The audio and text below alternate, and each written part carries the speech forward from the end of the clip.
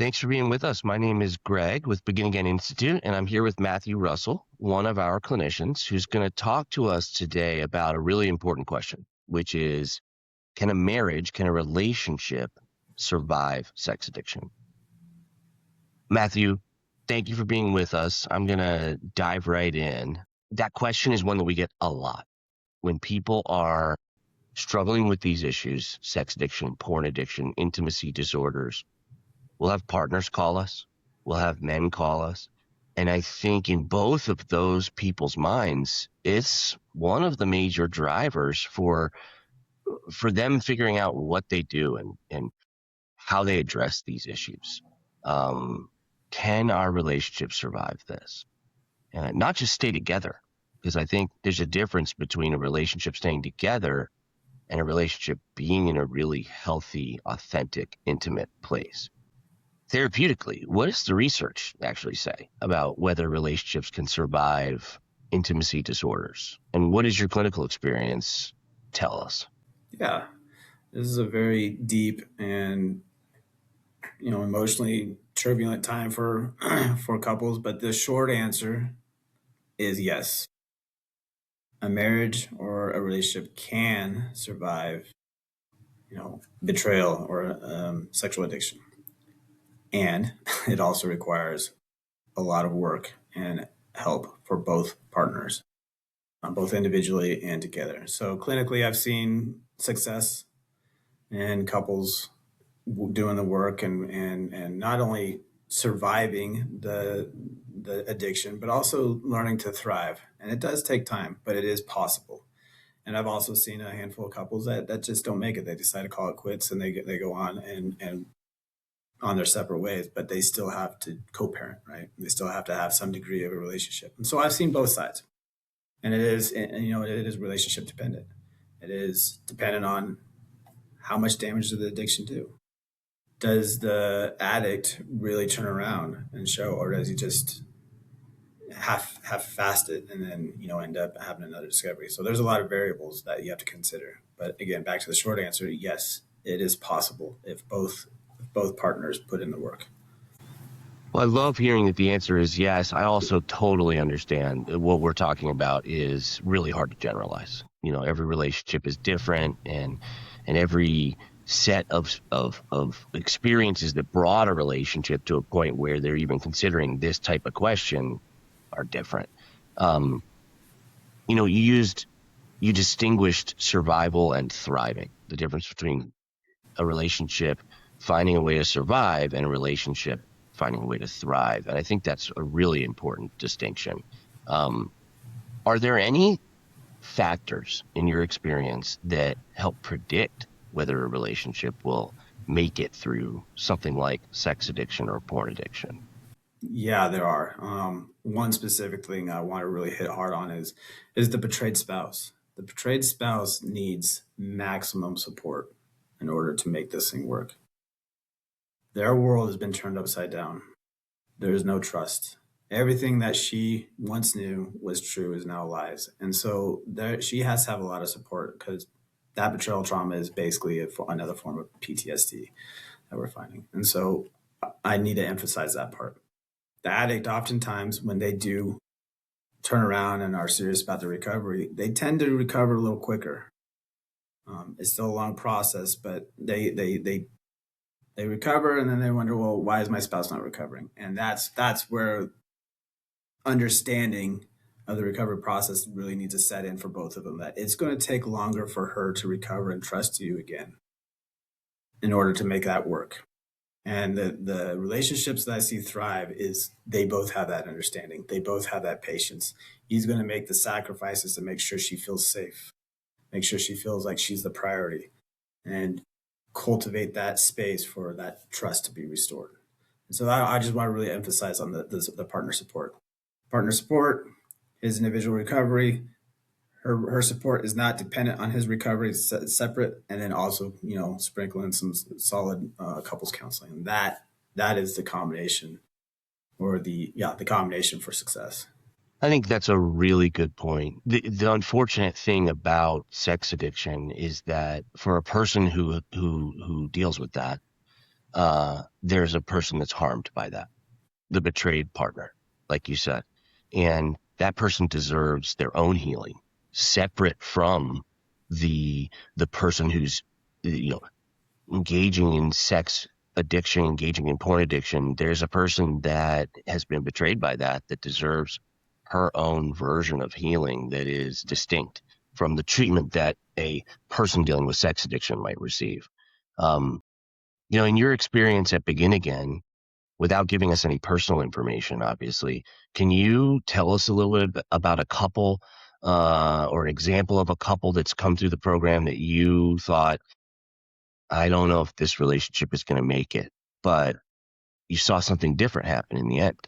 Yeah. I have several examples, fortunately, of successes. But to generalize it, it really comes down to the commitment of the addict. Are you serious? Are you going to show changes? Because she doesn't need words. She doesn't need promises. She needs to see change. And seeing change takes time. It takes dedication. It takes commitment. It takes sacrifices. Can you prioritize your partner's safety and what she needs over yourself? And that's a big adjustment for the addict. And what I've found in successful couples that learn to not only survive, although there is a period of survival, they learn to thrive after a while, and that's because of both the work that they put in. But he has to really prioritize her safety and prioritize her separate from his recovery. Like he's got to recover, but he's got to also have her space and really adapt to what she needs. And that's a new thing for her to be the priority again. And it's also compelling because she's seeing that change. She's not seeing empty promises. She's starting to see that what he says and what he does means something, and she sees that in him. She sees that in him and the way he parents, the way he interacts with his kids, the way she interacts with him. And that's what they really need to see. And so the couples that I've seen successful have all those elements in that. Thank you for that. I think that's really poignant. It's sort of unfair, right? For when we have a person who's struggling with porn addiction or sex addiction, we have this person on the other side of the coin that's been harmed by that and now has to do their own healing as a result. Uh, there's That's a sad thing. But what I hear you saying is that if both parties recognize that there's healing necessary for both, then the relationship has a chance to make it, but not only make it, but heal and maybe progress to a place of real health and wellness that it may not have had for a very long time. That's promising. Right. Yeah. They basically have to start all over. And in a way that could be refreshing. Like, okay, over time, this is a process. It's not just a sudden change. They both eventually come to the conclusion like, yep, the past is past. That happened. It mattered. And now we're a complete renewed couple. We're a whole different dynamic, and we don't have to revisit the past. We're just going to embrace what we have now. And sometimes, they have a stronger relationship than they ever did before. And again, I'll reemphasize that takes a lot of work, a lot of dedication, and patience. Patience both for yourself, for your partner, and the relationship. I'm taking away that it's possible for the relationship to make it through sex addiction, to make it through these issues. But it's going to take a lot of work, and both people in the relationship need to want it. So when you are thinking of a betrayed partner, what, in your opinion, what does she actually need in order to even consider staying? What has to happen for her? She needs her own support, first of all. And I would encourage for both parties not to make any decisions when crisis is at its peak, right? Find your support, find the people you trust, find consult, maybe counseling, and make those big decisions when you're in a more stable state or more regulated state. You know, ultimately, it's the betrayed partner that gets the decision whether the marriage goes on or not, and we have to honor that. If she feels that she's no longer safe and she doesn't want to put in the work because they don't deserve it, which is true, then that's fine. We have to honor that, and we have to figure things out how we move on from there. But they both need their support, and they need to come to a space where they're in the thinking brain to make those logical hard decisions, not at the peak of crisis. Yeah, I think that's a really good point. That in the moments of discovery, in the moments of crisis, as you put it, it's often a challenging time to be making really big decisions about the relationship, about where it needs to go. So I think that's great advice. Um, for those relationships that are going to heal and really thrive after something like this, what does real repair look like? Yeah, it's a good question. Real repair. I mean, that's very relational and dependent. But the repair is between the man and wife, right? Between them. Can they get back to where they were and some? And that is the focus. To put it in a different context, which I might hear some criticism on, but kids are temporary. Kids are a temporary assignment for us. They're only there, until 18, 19, maybe for some 22, 23, and then hopefully they leave the house, they leave the home, and a success story is that. And then what do you have with your relationship? If you haven't been cultivating that relationship the entire time, it's going to be really hard to do it then. And so what I'm alluding to is focusing on each other should be a priority over all things. If they're focusing on the relationship and there's trust and love, well, that all spills down to the children naturally.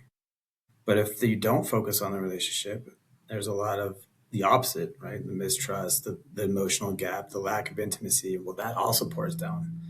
And so focusing on each other should be the primary goal, prioritizing your partner. And that goes on both sides. What are the needs of the partner? And ideally, in a relationship, you complement that. You're feeding her needs, and she's feeding his needs, and together you have this beautiful homeostasis.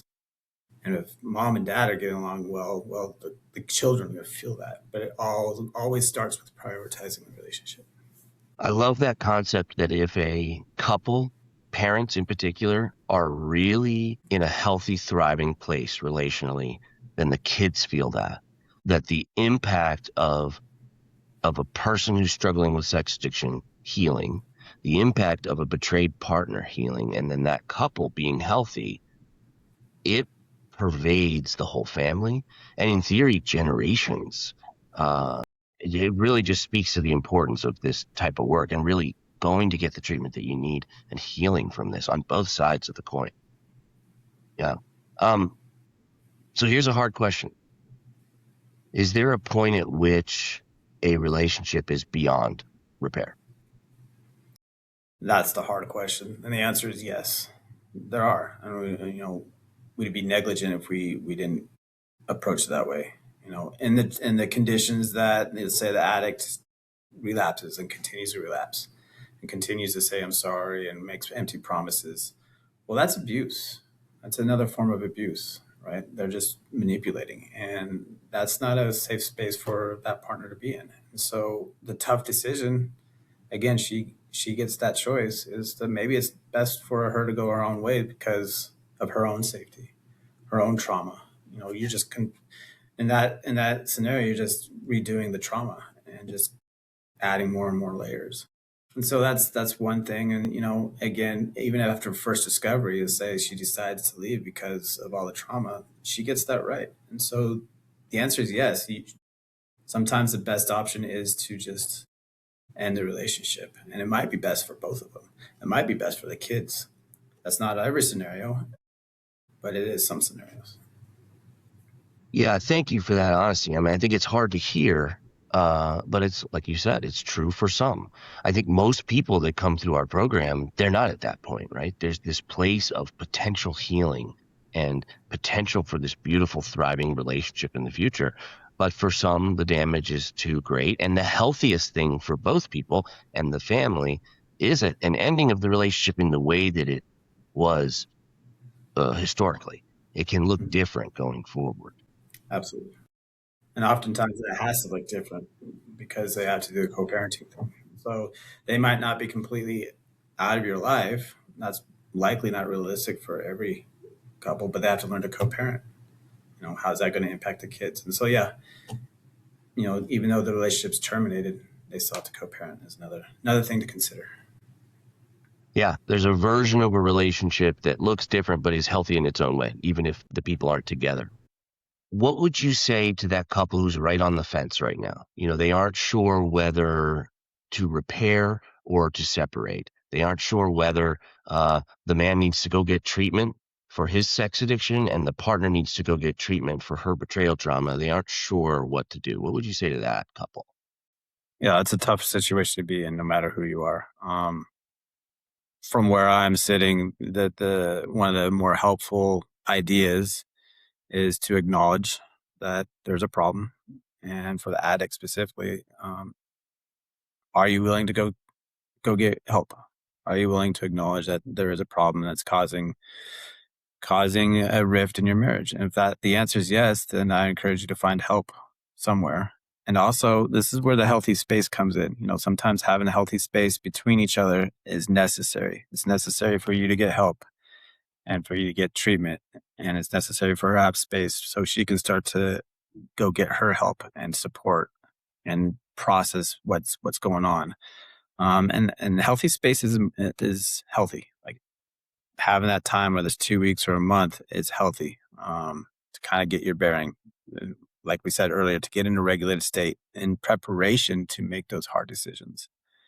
And so I encourage the person that's struggling with addiction, look at yourself in the mirror. Is this what you want for yourself?